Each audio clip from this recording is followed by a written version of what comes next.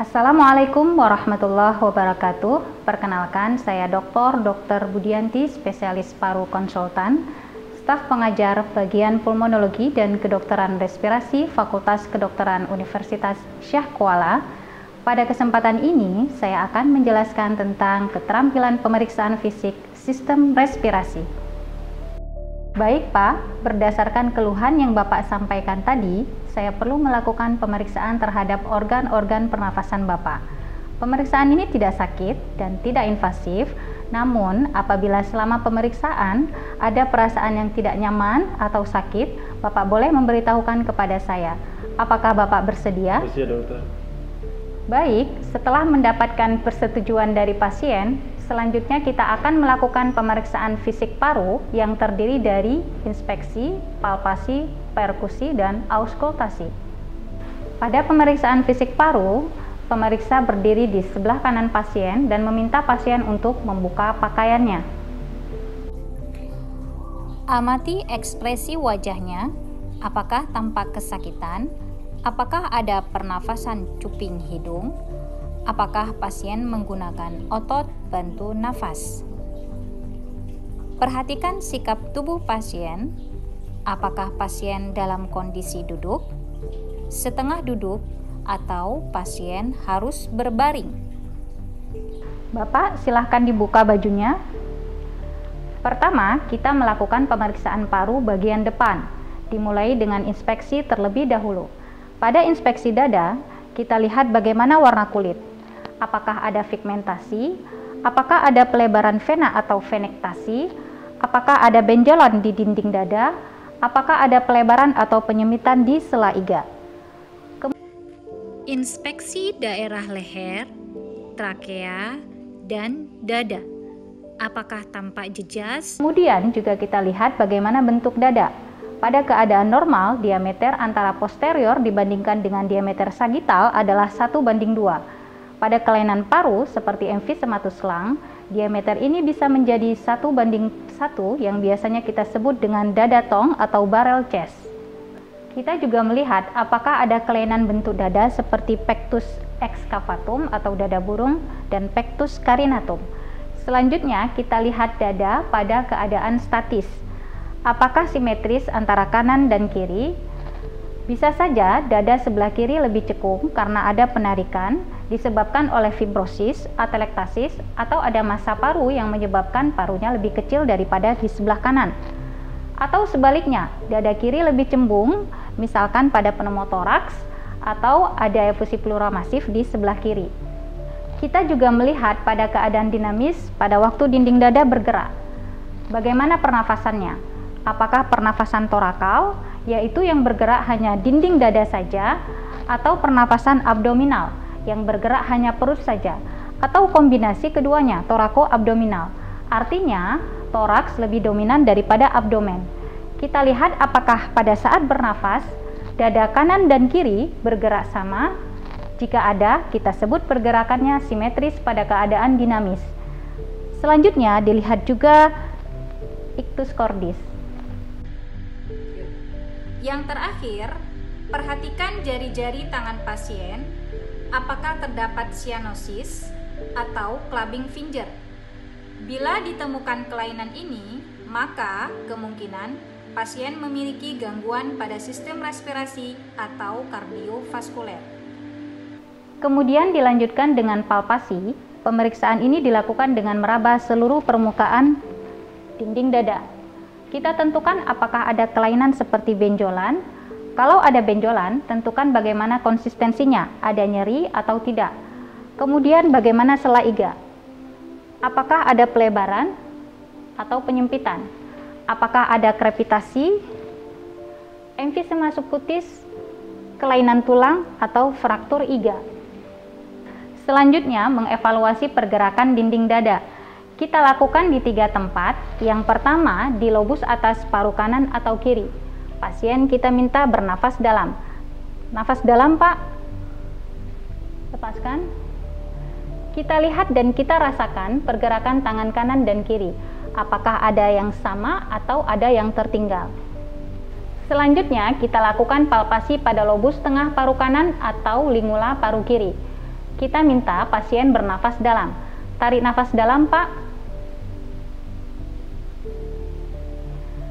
Kita rasakan apakah ada bagian yang tertinggal. Kemudian kita raba paru bagian bawah kanan dan kiri dengan meletakkan telapak tangan pada bagian dada samping kanan dan kiri. Kalau ada bagian yang tertinggal, berarti pada bagian tersebut terdapat kelainan seperti fibrosis, atelektasis, atau massa paru. Jadi, pada pemeriksaan palpasi ini kita meraba pergerakan, kemudian kita mengkonfirmasi apa yang kita lihat pada waktu melakukan inspeksi di awal tadi. Selanjutnya, melakukan fremitus, getaran suara yang terjadi dan teraba di dinding dada. Pada waktu kita meraba fremitus, kita harus memastikan lagi. Kenapa? Karena rasa raba di telapak tangan kita pada kanan dan kiri tidak sama. Oleh sebab itu, kita perlu lakukan konfirmasi. Pada waktu melakukan fremitus, kita lakukan juga di 3 tempat. Yang pertama, pada paru bagian atas, pasien diminta mengucapkan kata 77. 77. Dan kita rasakan getaran suara di telapak tangan kita. Diulangi, Pak. 77. Setelah kita yakin perabaan fremitus, maka kita lakukan konfirmasi, yaitu dengan meletakkan tangan pada tempat tangan sebelumnya. Diulangi, Pak. 77. Sekali lagi. 77. Kemudian di bagian tengah, pasien diminta mengucapkan 77. 77. Dilakukan konfirmasi. 77. Kemudian di bagian bawah, 77. lakukan konfirmasi. 77. Pemeriksaan selanjutnya adalah melakukan perkusi. Daerah paru yang paling atas disebut sebagai apex. Kita mulai perkusi dari daerah apex, yaitu daerah di atas klavikula. Kita melakukan perkusi membandingkan antara kiri dan kanan secara berurutan. Perkusi dilakukan mulai dari apex kanan dan kiri di sela iga. Ini adalah bunyi sonor. Kita melakukan perkusi secara keseluruhan.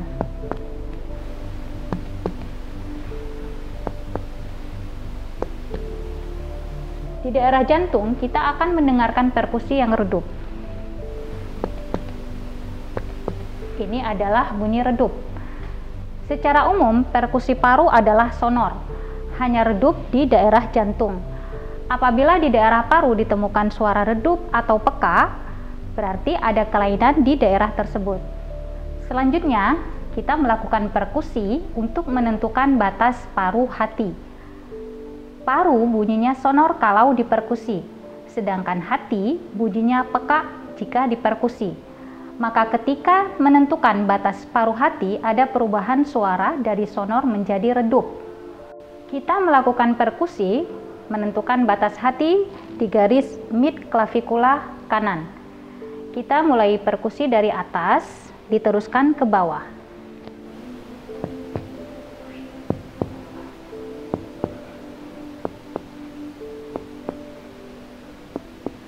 Dicari perbedaan suara dari sonor menjadi redup.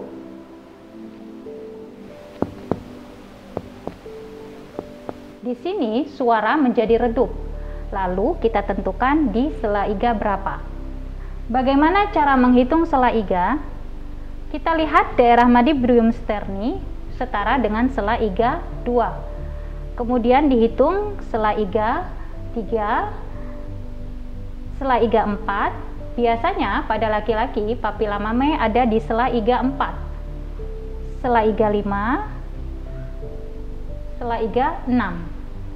Jadi pada palpasi ini batas paru hati ada di sela iga 6. Biasanya batas paru hati terletak di sela iga 5 atau sela iga 6.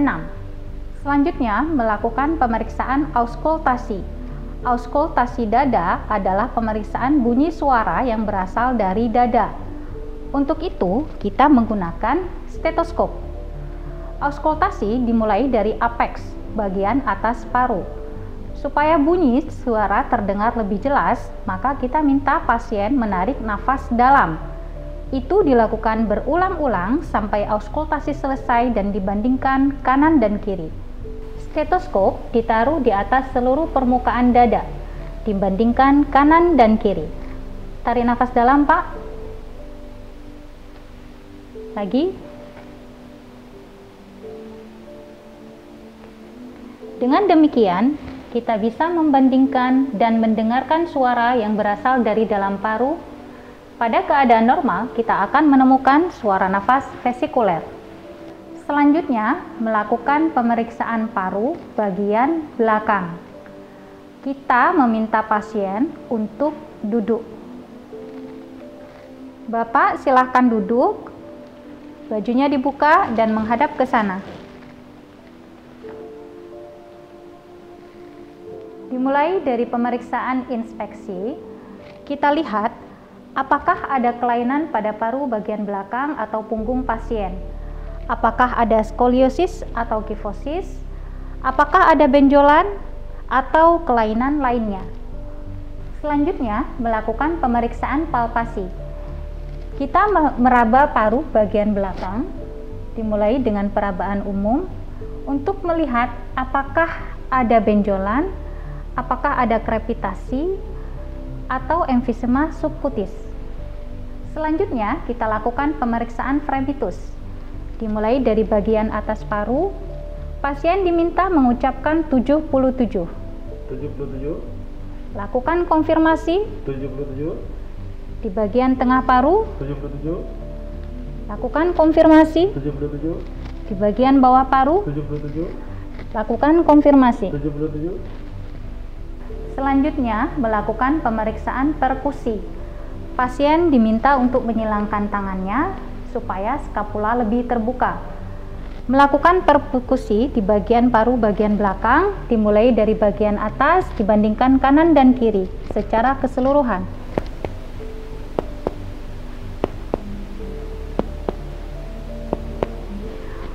Pada keadaan normal, kita akan menemukan suara sonor.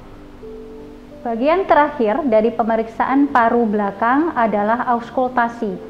Kita dengarkan bunyi napas pasien. Pasien diminta bernafas dalam.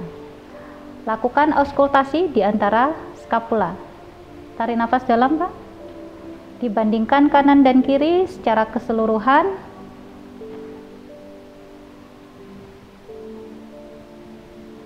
Hingga ke bagian bawah paru. Pada kondisi normal, saat auskultasi, kita akan menemukan suara nafas vesikuler. Terakhir, jangan lupa menginformasikan hasil pemeriksaan fisik kita kepada pasien setelah seluruh pemeriksaan selesai dilakukan. Demikian telah diperagakan bagaimana cara melakukan pemeriksaan fisik sistem respirasi. Semoga bermanfaat. Wassalamualaikum warahmatullahi wabarakatuh.